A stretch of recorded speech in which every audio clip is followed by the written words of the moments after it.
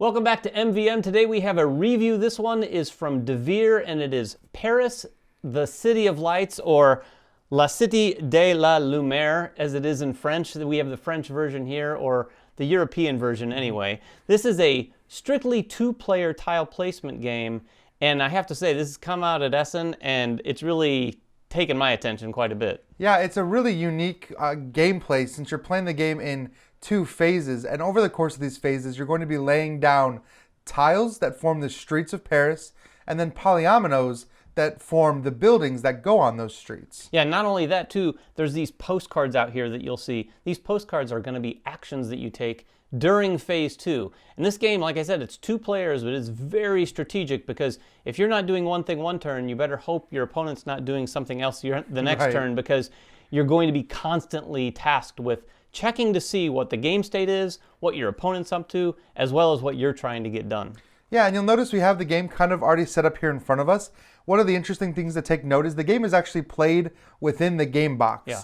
The box itself becomes the board, and you're going to be placing your tiles. Each player is going to start with a stack of tiles of their color, and you'll notice when you look at these tiles that they're kind of broken down into spaces. You're either going to see your color, the opponent's color, or a mixture of colors. In addition, you might see a lamplight as well. And every player is going to have the same set of these, as well as some chimney pieces and some tokens they'll use during the second phase of the game. Yeah, and just to underscore what Ryan said about this board, it's actually a dual layered board inside this box. So the tiles actually lay down in there, and then the buildings will lay on top of those eventually. We also have these polyomino buildings here. And again, these are dual layered as well. As you can see here, there's a little beige edge around all of these. That is lower than the rest of them because it's going to basically form kind of the sidewalks or streets of Paris around the buildings. Yeah, the last thing we have, as David did mention, is all the different postcards that represent the actions. And you'll notice if you take a look at these postcards, they're actually double-sided with full artwork on the other side representing some kind of element of Paris. And our game comes with 3 additional postcards, so you're going to be using 8 every game, with the option to mix and match and use some of these other abilities to give the game a little more variability as you're playing it. Yeah, so let's talk about how the game is played. Like I said, this is very, very simple, but it's one of those strategy games that comes in 2 phases, so it's got you thinking a little bit ahead while also in the moment. I'll talk about phase 1. This is very simple. You're going to alternate turns doing one of 2 different things. You are either going to take the top tile off of your stack, which you'll always have effectively in your hand of one tile, and you can place that out onto the board, hopefully setting yourself up for phase 2.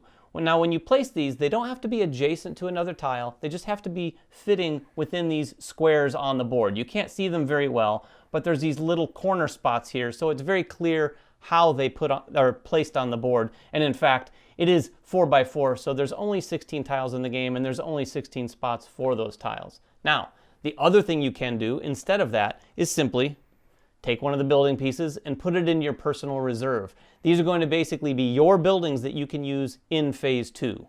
And so that phase is going to go on until both players have placed all of their tiles. If you've already placed all your tiles, your only option is to take one of those polyominoes or pass while you continue letting the other player either play their last tile or continue taking those polyominoes.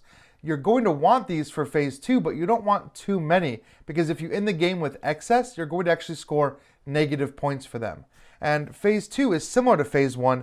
You're actually going to be given 2 options again, either placing the polyominoes you've collected onto the board or using one of the abilities of these postcards that is collected around the board here. Yeah, and when you place the buildings, you'll note the tiles that you placed in the first phase of the game are going to end up building sort of patterns on the board here of your color, your opponent's color, and some of these shared colors, the purple.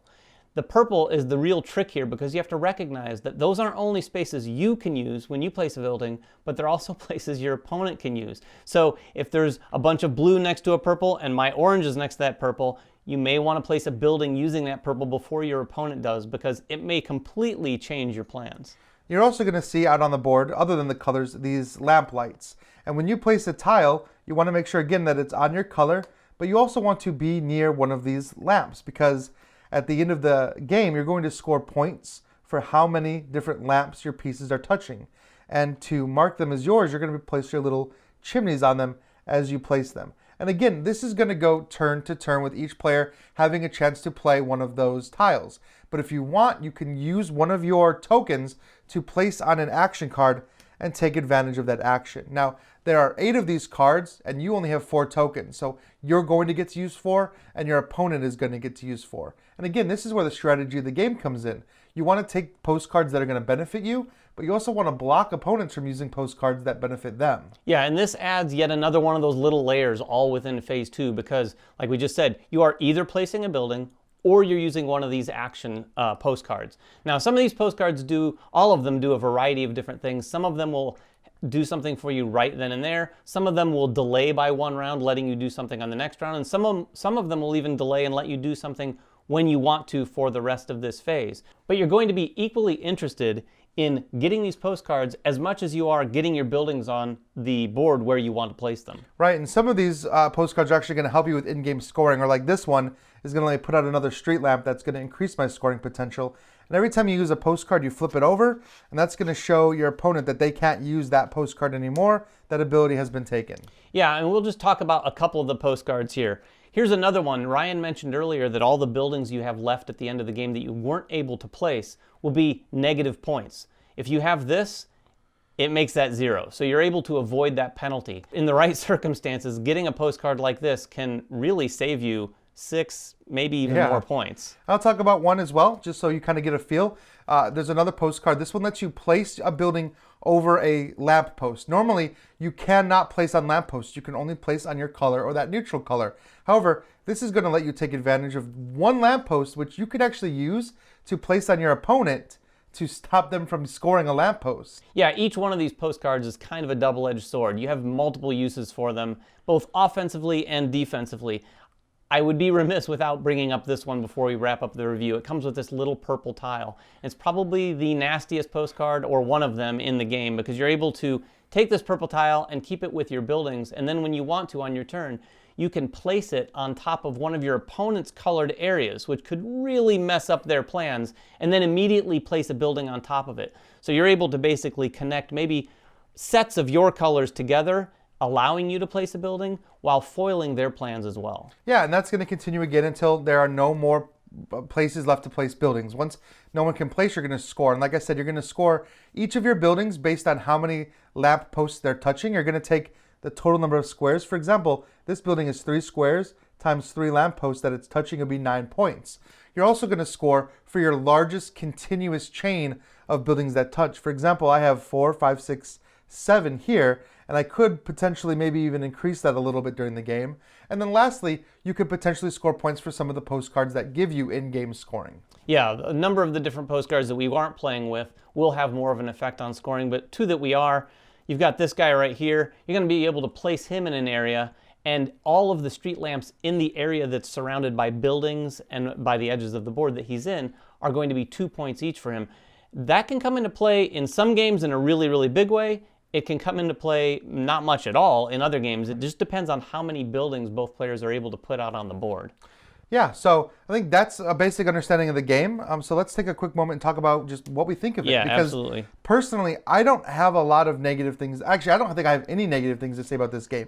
I think what it sets out to do, to be that 2-player head-to-head experience, I think it does it maybe one of the best in the genre. Yeah, the same goes with a lot of great games that we review here. This game, we'd have to stretch to find some negatives. If you're not into 2-player games, then you won't like this game. Right. But that's not really a con against this game. This is a nice strategic 2-player game that sets out to do some things and does them very well. Some of the things I like specifically about it, so some of the pros for here.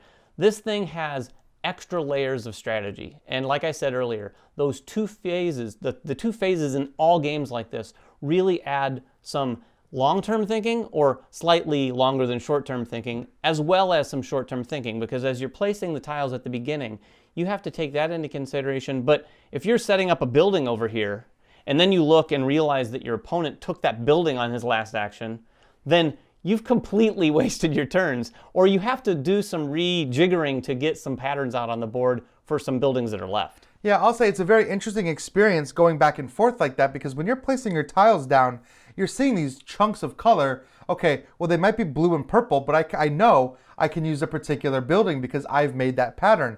what you have to really get out of your own head to think about is that your opponent might come in and use that purple, breaking up your chain. Now you've got a building that you're stuck with that you can't place. Yeah, there's absolutely times in this game where, like Ryan just said, you'll place something down setting up the building you have, but not realizing that the purple that you just placed set up a massive building that the other guy had. Right. And if they're able to finish first and then go first in the second phase, taking that spot, it completely wastes your plans or potentially changes them to the point where you really have to do some things differently. Yeah, we didn't mention this, but one thing I think interesting about the way you transition from the phases is the player who plays all of their tiles first gets to start in the second phase.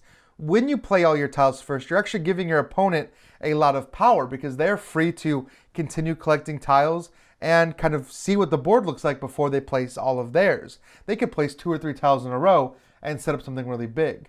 But placing your tiles first and going first in the second phase can be equally huge because you can see what your opponent's thinking, because you can see their patterns, you can see their buildings, and you can potentially take a postcard they need or use one of the purples they need before they even get a chance to act. Yeah, that strategy is really immense in this game. Another thing I would point out, and usually the first thing we point out, are the components. These are really, really nice components. We already pointed out the dual layer cardboard in a lot of these things, including the box and these tiles. But the tiles themselves are nice and colorful. It's a really pretty little game that you could set out in a very small footprint and play.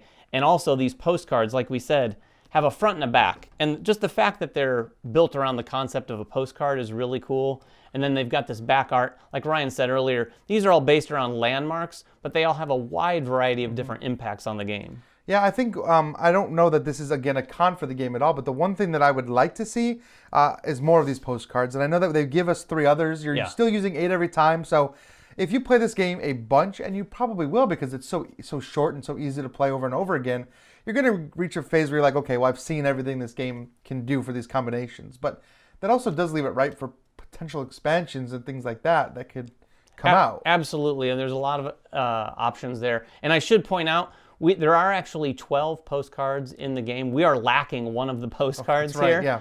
So there are 12. I just want to make sure everybody knows that. But there is probably some room for some other postcards in expansions. A lot of 2-player games like this don't honestly get a lot of long-term support like that. But it would be really cool to see some things like that. Yeah, as a lover of 2-player games myself, this game hits the right mark for sure. This is definitely an MVM approved. This falls squarely into that camp of great 2-player games out there that we all like Santorini, like Seven Wonders Duel, a lot of the ones that we played in the last couple years, honestly, from Essen too. And Devere continues to put out these games in small boxes that pack a lot of punch. There's a lot of game in this box, for sure, at least in a thinking way.